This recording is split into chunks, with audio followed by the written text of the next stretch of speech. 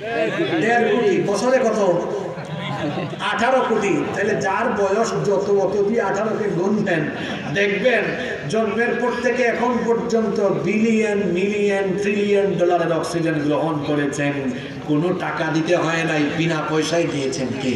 আল্লাহ। জোরে জোরে এই নিয়ামত দিয়েছেন কে? আল্লাহ।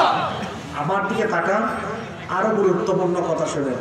মাঝে মাঝে আপনারা হাঁচি দেন না? হাঁচি দেওয়ার পরে কি বলেন?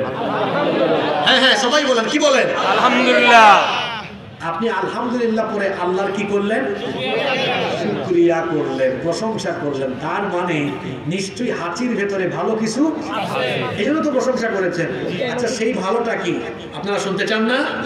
আচ্ছা, পৃথিবীর প্রথম মানুষ যাকে আল্লাহ নিজের হাতে বানিয়েছেন, নাম হলো আদম আলাইহিস সালাম। সুবহানাল্লাহ। আদম আলাইহিস সালামের দেহ তৈরি করার পরে তার দেহের ভেতরে আল্লাহ যখন রূহ ঢুকিয়েছেন, রূহ ঢুকানো মাত্রই তিনি কি দিয়েছিলেন? তখন তিনি বলেছিলেন আলহামদুলিল্লাহ। হাজার হাজার বছর পরে এসে আজকের আধুনিক বিজ্ঞান আলহামদুলিল্লাহর তাফসীর বের করেছে। কেন আলহামদুলিল্লাহ পড়েছেন? আচ্ছা, আপনারা বলেন তো, আমরা যে সমাজে বাস করি, এই পরিবেশের মধ্যে ধুলা বালু জীবাণু কম না বেশি?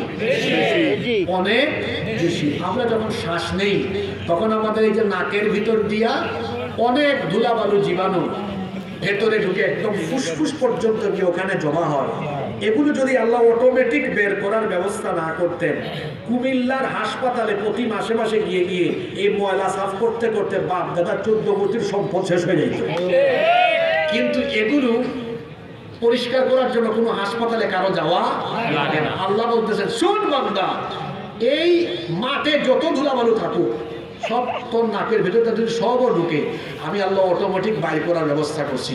তুই যখন হাঁচি দিবি, এই যে আজকের চিকিৎসা বিজ্ঞান গবেষণা করে দেখেছে, মানুষ যখন হাঁচি দেয়, হাঁচি দিলে পরে 160 মাইল বেগে বাতাস বের হয়।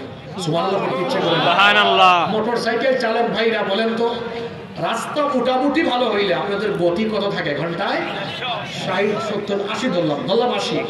কিন্তু হাঁচির সময় বাতাসের গতিবেগ কত মাইল? 160। চিকিৎসা বিজ্ঞানীরা গবেষণা করে দেখছেন, মানুষ যখন একবার হাঁচি দেয়, একবার হাঁচি দিলে ওই 160 মাইল বেগে যখন বাতাস বের হয়, তার ফুসফুসে জমে থাকা 5 থেকে 6 হাজার রকমের জীবাণু এক হাঁচি দিয়া বের হয়। সুবহানাল্লাহ। এত আস্তে বলেন সুবহানাল্লাহ। সুবহানাল্লাহ।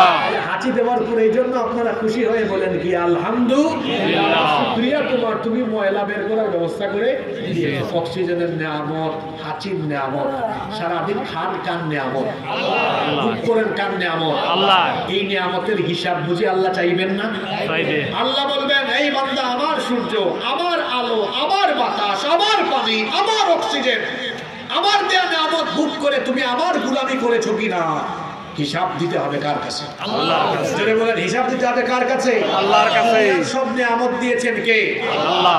আমি আলোচনার শুরুতে বলেছিলাম, দুনিয়ার সবকিছু কার জন্য? আল্লাহর জন্য। না, আল্লাহ না, ভুল বলছেন। দুনিয়ার সবকিছু কার জন্য? মানুষের জন্য। আর মানুষ বানিয়েছেন আল্লাহ কার ইবাদতের জন্য? আল্লাহর ইবাদতের জন্য। তাহলে দুনিয়ায় আল্লাহর সব নিয়ামত ভোগ করবেন, কিন্তু ভোগ করে যদি শয়তানের গোলামি করেন, খবর আছে কিন্তু। কারণ সুম্মা লাতুসআলুন্না ইয়াওমাইযিন আনিল নাঈম।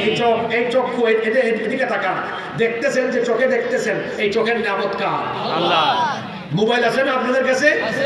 এই মোবাইল, আমি জানি না ভাই, আমাকে একটু সহযোগিতা করেন তো। বাজারে এখন সর্বোচ্চ কত মেগাপিক্সেলের ক্যামেরা আছে, ফোন আছে? 200 না? সঠিক তো? আচ্ছা, 200।